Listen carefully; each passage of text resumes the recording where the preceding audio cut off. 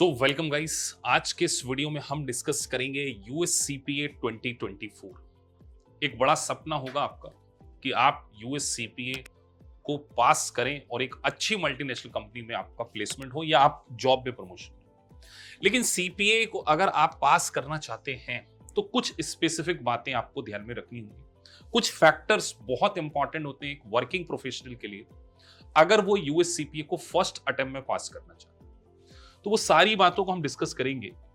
कुछ इंपॉर्टेंट बातें मैं आपसे कहने जा रहा हूं। सबसे पहले एआईसीपीए का ब्लूप्रिंट देखिए। आपको कुछ नहीं करना है, सिंपली गूगल पे जाना है, आपको टाइप करना है एआईसीपीए ब्लूप्रिंट या यूएससीपीए ब्लूप्रिंट। आपके सामने एक पूरा पीडीएफ आ जाएगी।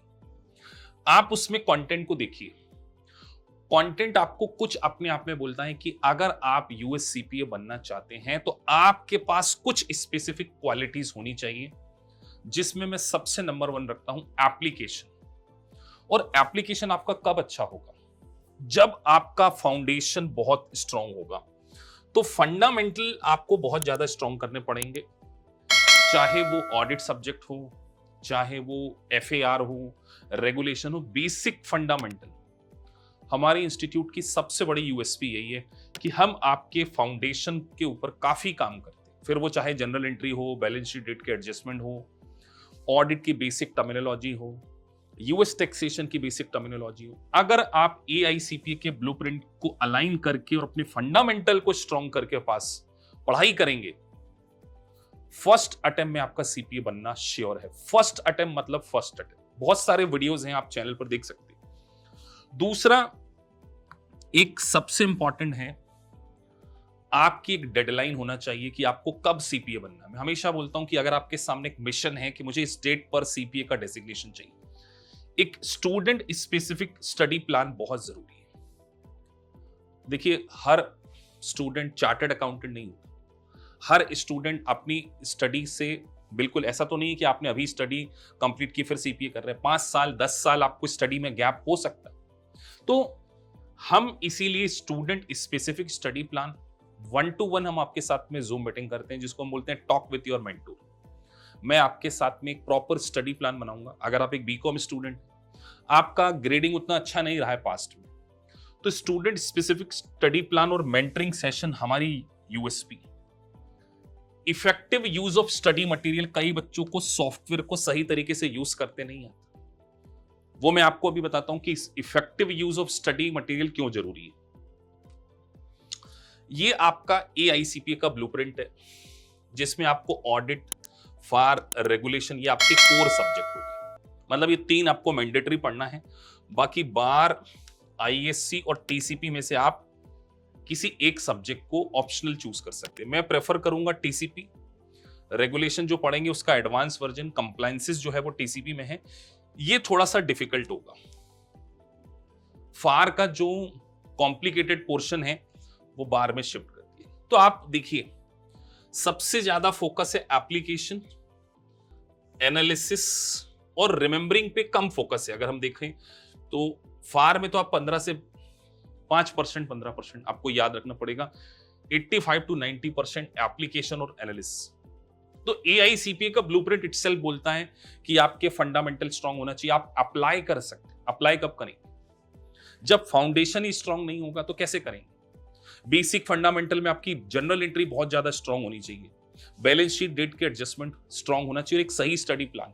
और एक काम बिल्कुल मत करना, मैंने देखा कई स्टूडेंट से मैं बात करता हूं, बोले सर हम टीचर से बात ही नहीं कर पाते और हमने ऐसी क्लास ज्वाइन कर ली जहां संडे सैटरडे हमको 5-5 घंटे बिठा दिया जाता। 2 घंटे से ज्यादा तो हम मूवी नहीं देख पाते। हम एक टीचर की क्लास को 5 घंटे सैटरडे संडे कैसे पढ़ेंगे? Saturday Sunday is your self preparation, it is for your self preparation. ये सेल्फ प्रिपरेशन के लिए है। तो बेसिक्स को स्ट्रॉन्ग करना बहुत जरूरी है।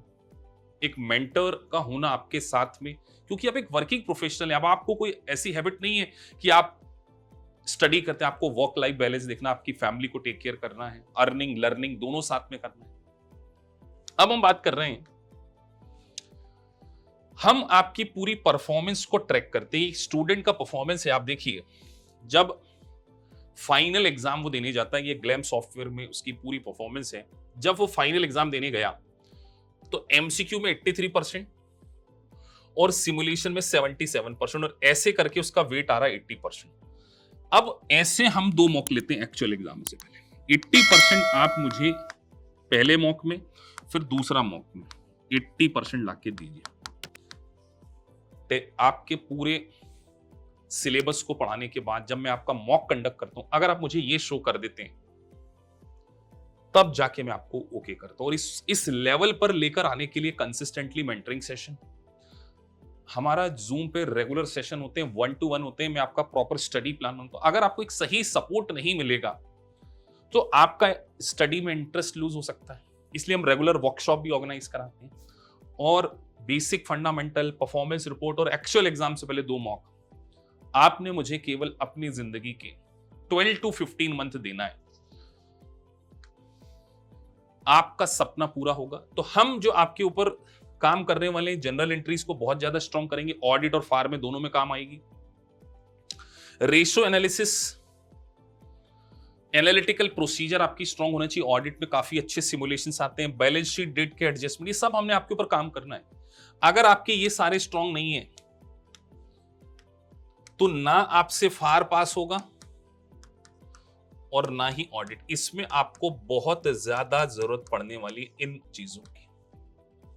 ऑडिट टर्मिनोलॉजी के अलग से फंडामेंटल होंगे और यूएस टैक्स के बेसिक्स के अलग से फंडामेंटल। ये हमारी अप्रोच है, हम आपके अंदर ये स्किल को इनकॉर्पोरेट करना चाहते हैं। इसीलिए मुझे आपसे समय चाहिए, मेरे अकॉर्डिंग स्टडी पढ़ना पड़ेगा अगर आप सीपीए बनना चाहते हो। और ऐसा करने के कारण बहुत सारे बच्चे पास हुए। तो हमारी मेंटोरशिप में एक तो आपकी रेगुलर परफॉर्मेंस रिव्यू होगी, regular mock test, even mock test जो हम कंडक्ट करते हैं चैप्टर वाइज। पहला चैप्टर कंप्लीट हुआ, कुछ एमसीक्यू मैंने कराना है, फिर आपसे मॉक टेस्ट लेना और जहां आप गलती करेंगे उसको मैंने सही करना है। डाउट सेशन आप लाइव क्लास में हमसे पूछ सकते हैं, आपका टाइम बुक कर सकते हैं मेरे साथ में। और आपकी वीकनेस एनालिसिस करना कि आप इंटरप्रिटेशन में वीक हैं, क्या आप लॉजिकली नहीं सही पढ़ पा रहे हैं, या कैलकुलेशन में मिस्टेक है, सिमुलेशन में मिस्टेक है, वो सारा उसके अकॉर्डिंग आपका पूरा फर्दर प्लान ऑफ एक्शन बनता है। तो ध्यान रखिए कि जो हमारी अप्रोच है वो मैं आपके साथ में डिस्कस कर रहा हूं। सबसे पहला आपके बेसिक, फिर वो चाहे ऑडिट के हों, रेगुलेशन के हों, चाहे फार के, फिर मेन करिकुलम आएंगे हम। एमसीक्यू में आपके मॉक टेस्ट होंगे, लाइव सिमुलेशंस को करवाया जाएगा आपको, पूरी परफॉर्मेंस और एक्चुअल एग्जाम से पहले 2 मॉक। और इन 2 मॉक में आपने जैसे अगर मुझे 80% लाके दिया तो मेरा एक ग्रीन कार्ड मिलेगा आपको कि आप यूएस सीपीए बन सकते हैं। और ये ग्रीन कार्ड इस बात की श्योरिटी है कि आप सीपीए बनेंगे। और इसका एग्जाम्पल आप जाकर यूट्यूब पर वीडियोस देख सकते हैं। ये हैं प्रभनीत, 3 बार फेल हो चुके थे दूसरे इंस्टीट्यूट से। इनके फादर साहब को मैंने कमिटमेंट दिया कि आप मेरे हिसाब से चलिए, सीपीए बनेंगे। सीपीए हैं ऋषभ, सीपीए हैं। ये कीर्ति अमेरिका में रहती, हाउसवाइफ, 2 साल पहले सीपीए छोड़ दिया था, हमसे मुलाकात हुई, मेंटरिंग सेशन। इश नारंग, ऐसे बहुत सारे एग्जाम्पल आप हमारे चैनल पर देख सकते हैं जो मेंटरिंग सेशन का बेनिफिट लेकर सक्सेसफुली सीपीए बने।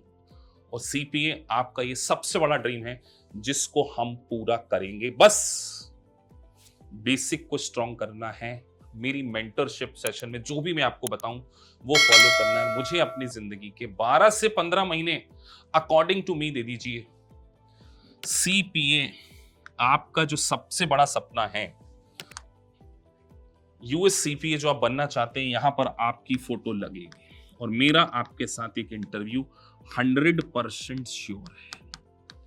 इस कॉन्फिडेंस के साथ मैं आपसे कहना चाहूंगा, एक बहुत बड़ा प्रोफेशन है, बहुत बड़ा प्रोफेशन जो आपकी आने वाली पूरी जिंदगी को चेंज कर सकता है।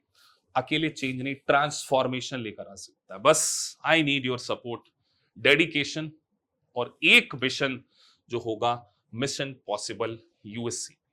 तो मिलते हैं आपसे नई मेंटोरशिप बैच में 2024 में। अभी जस्ट 1 वीक 10 डेज बाद हमारी एक नई बैच स्टार्ट होने जा रही है जिसमें हम एक ही मिशन को लेकर चल रहे हैं कि 2024 में एटलीस्ट 2 या 3 पेपर को हम क्लियर करें और आगे बढ़ें।